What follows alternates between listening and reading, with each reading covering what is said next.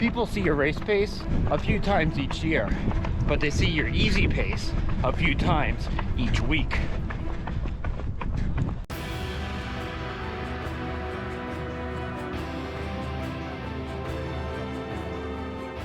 As a serious runner, I know that the majority of my miles should be done at easy pace. Therefore, it's critical that I really dial in on what my easy pace is.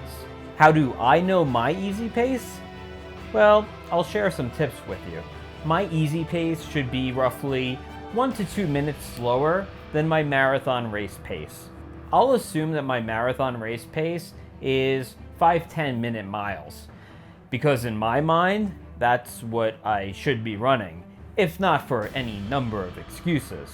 Never mind the fact that the fastest I've run a marathon is like 6:40 pace.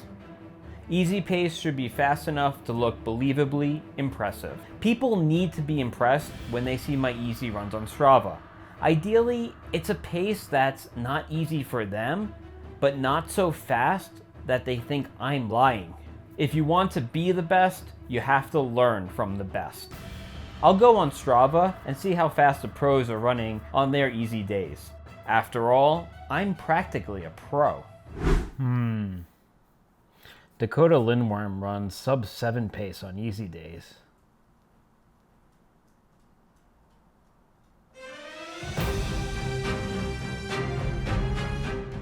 The VDOT score from Daniels Running Formula is a great way for me to find my easy pace. I'll take a recent race performance and use the charts to look up my VDOT score. Then I'll use another chart which will tell me my training paces. But because I never feel like I've raced to my full potential, I'll add another 3 or 4 points to my VDOT score.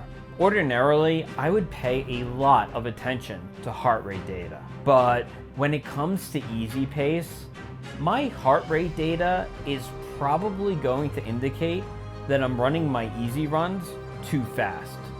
So I'll ignore it. Unless I can get my heart rate under 120 beats per minute and still run a somewhat respectable pace. People are really impressed by a heart rate under 120 beats per minute.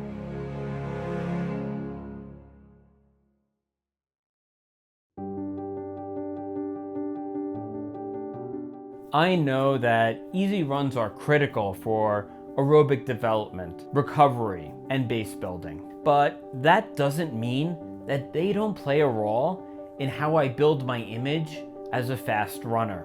Here's a bonus tip. At the end of an easy run, I make certain to do a few strides. By adding a few strides to the end of my easy runs, when I upload that run to Strava, those strides will bring down the average pace by an extra couple of seconds.